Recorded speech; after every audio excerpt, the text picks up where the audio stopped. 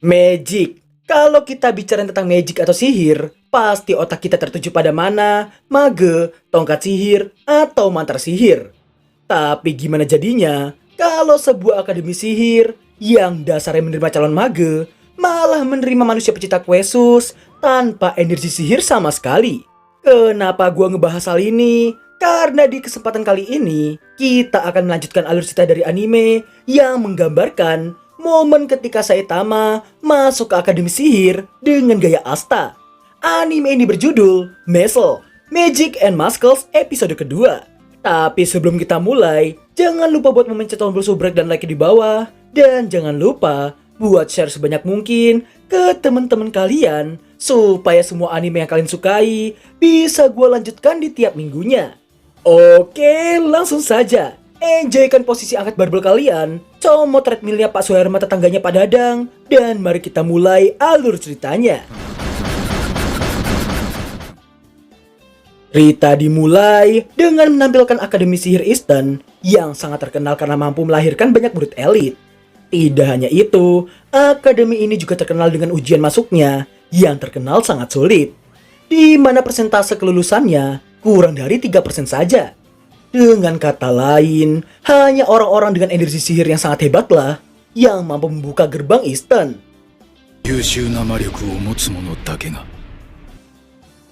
Di suatu gedung, terlihat seorang guru yang bernama Claude Lucci nampak sedang memperhatikan kualitas dari para pendaftar di akademinya itu.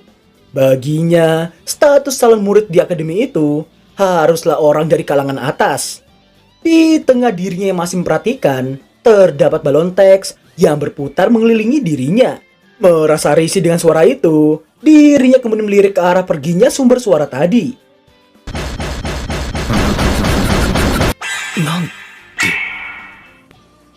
Melihat Mas yang bukannya belajar atau berlatih sihir, Lucci malah mendapati Mas mengangkat barbel dan duduk melayang hanya dengan ototnya saja, sembari membaca buku tutorial latihan otot.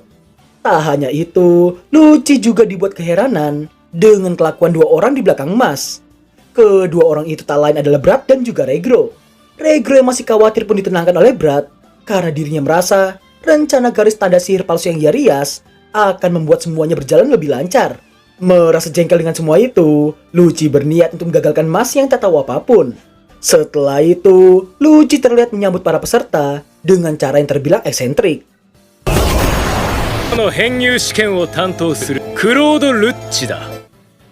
Di tengah semua orang yang kagum padanya, hanya Mas saja yang merasa kemunculan Lucci tadi dirasa agak norak baginya.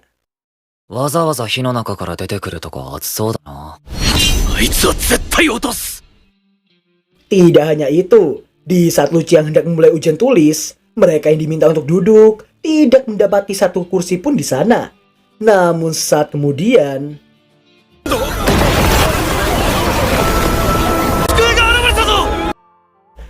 bersamaan dengan munculnya kursi-kursi itu, kertas-kertas ujian nampak tertata rapi, tepat di atas meja beserta dengan penanya. Hal itu tetap saja membuat para peserta menjadi kagum dibuatnya.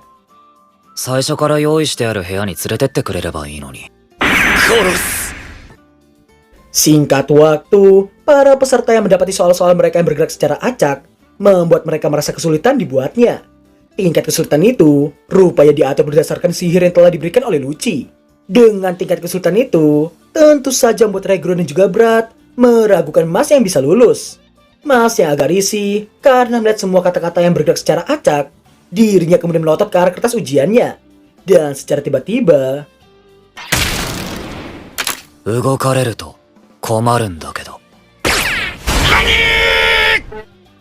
definisi otak-otot sesungguhnya. Mas mampu menyelesaikan ujian itu hanya dengan mengancam sedikit sihir kata tadi. Setelah diserahkan, Lucci mengira Mas menjawab dengan asal.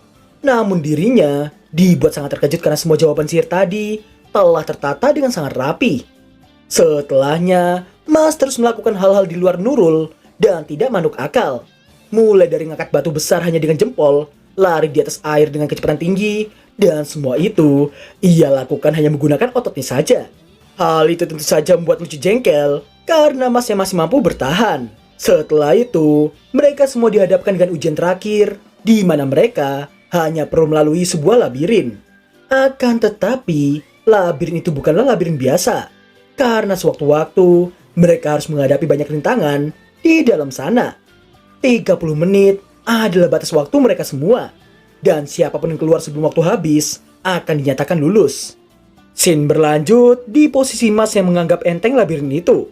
Tak lama kemudian, seseorang nampak menyapanya dan menghampiri dirinya. Seorang gadis bernama Lemon nampak datang dan minta izin untuk ikut dengannya. Singkat cerita, merasa akan lebih efisien jika berdua, Mas pun mengizinkannya. Namun di saat Lemon yang mengikuti Mas dari belakang, dirinya terus-menerus membuat masalah yang membuat Mas terdiam dan mempertanyakan arti kata efisien.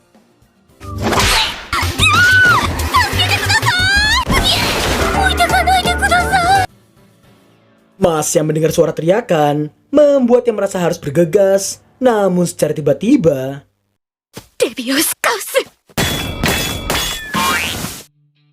guys, please gue gak kuat sama intonasi tanpa nada kayak gitu. Gue ubah lagi kebiasaannya aja ya. Rupanya Dedek Kawaii Lemon mengaku telah menipunya, di mana dirinya ditugaskan untuk tidak membiarkan Mas lulus.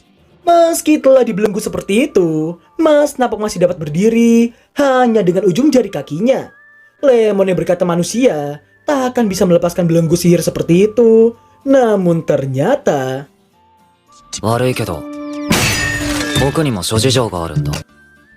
setelah berhasil melepaskan diri, Mas nampak berlari meninggalkannya. Lemon pun hanya bisa terdiam, seolah tak percaya dengan apa yang baru saja ia lihat. Sebelum bisa mengejar, Lemon malah mendapati sesosok Sphinx pemberi ujian yang sedang memberikan ujian padanya.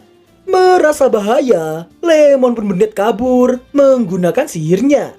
Namun sayangnya, intimidasi dari Sphinx membuat Lemon terduduk lemas karena tak bisa menggerakkan kedua kakinya. Lemon yang tak mengerti jawabannya membuatnya pasrah dan merasa itulah karma yang telah ia dapatkan karena tadi telah menipu Mas. Di tengah kepasrahan, Sphinx nampak bersiap untuk menyerangnya. Dan sesaat kemudian,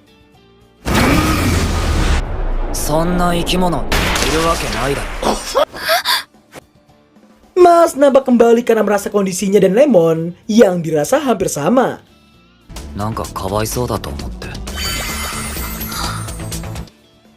Singkat cerita, waktu yang sangat mepet membuat Mas harus berpikir jauh lebih keras lagi. Di luar labirin, Luci yang sudah bahagia karena mengira diri telah berhasil, dan rupanya dirinya jugalah yang telah mengirimkan Lemon untuk menghambat Mas. Baru saja berpikir demikian, secara tiba-tiba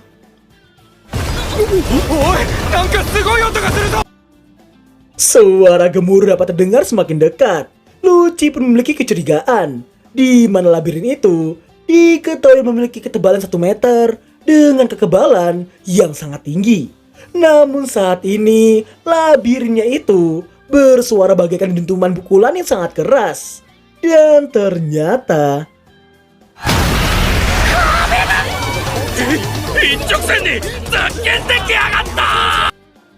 terlihatlah seorang guru veteran yang memperhatikan dari suatu ruangan.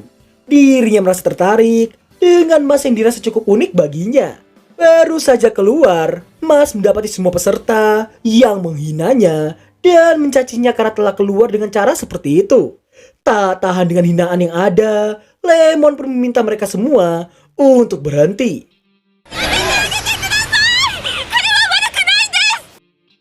Merasa terancam, Luci yang tak ingin kedoknya ketahuan, dirinya pun mengancam Lemon jika berani berkata lebih jauh lagi. Namun Lemon yang tak peduli tetap memberitahukannya ke semua orang, di mana dirinya sengaja menghalang-halangi Mas atas perintah Luci. Dengan imbalan, dirinya akan diluluskan olehnya. Karena Lemon yang lahir dari keluarga miskin, membuatnya menerima tawaran itu. Namun meski telah ditipu, Mas tetap datang menyelamatkannya.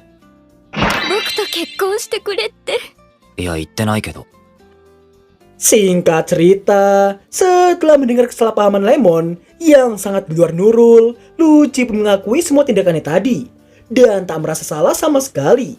Setelah menghina Mas dan juga Lemon, dirinya nampak menunjukkan kekuatan sihir yang ia miliki.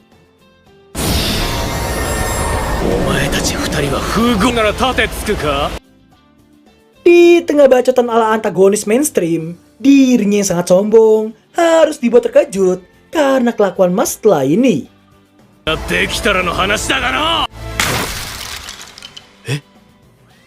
Di tengah Lucci yang tak terima, kepala sekolah Walberg datang dan mengambil alih ujian wawancaranya. Sebelum memulainya, Pak Walberg meminta Lucci untuk datang ke ruangannya setelah semua ujian selesai.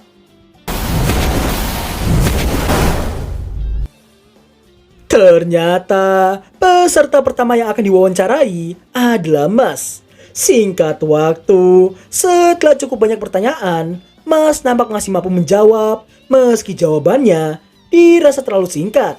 Pak Walberg pun dibuat terpukau mendengar jawaban tulus Mas yang menyelamatkan Lemon meski tahu dirinya akan gagal dalam ujian. Mengetahui Mas adalah tipe yang bertindak dulu baru berpikir, hal itu membuat Pak Walberg menasihatinya karena masih ada banyak orang yang jauh lebih kuat darinya.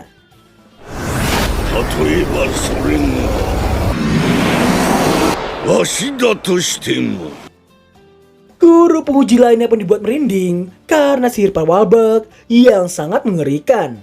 Setelah itu, Pak Walberg memberitahukan itu adalah sihir kuno yang mampu memindahkan jiwa orang yang disayangi oleh targetnya. Di saat yang bersamaan, Regro nampak tak sadarkan diri karena jiwa yang telah dipindahkan ke dalam boneka itu. Pak Walberg turut memberitahukan jika pisau yang menancap di boneka itu, maka jiwa Regro juga akan ikut menghilang. Mas yang mencoba memukulnya, namun pisau itu tak bergeming. Meski begitu, Mas tetap mencoba yang terbaik dengan cara yang membuat semua orang menjadi terkejut melihatnya.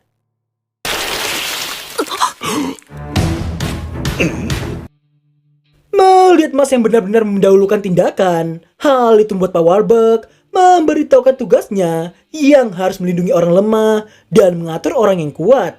Dan kekuatan itu tergantung dari penggunanya sendiri.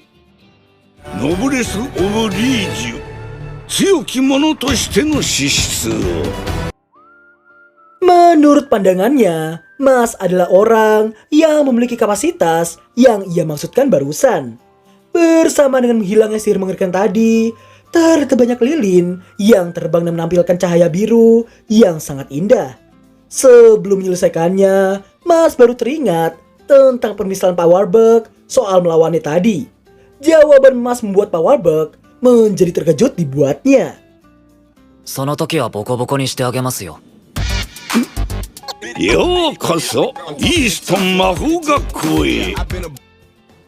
Dan begitulah bagaimana seorang Mas Barnett diterima di Akademi Sihir Easton.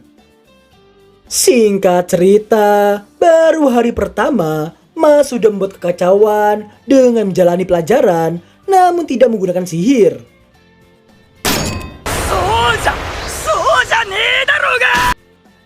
Keributannya dengan guru sihir kelasnya, hal itu membuat teman sebangkunya itu tak ingin terlibat dengannya.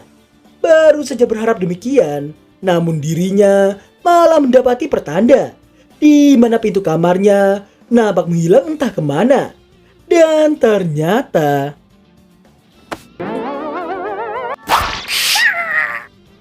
setelah berkenalan, diketahui nama siswa itu adalah Finn Ames.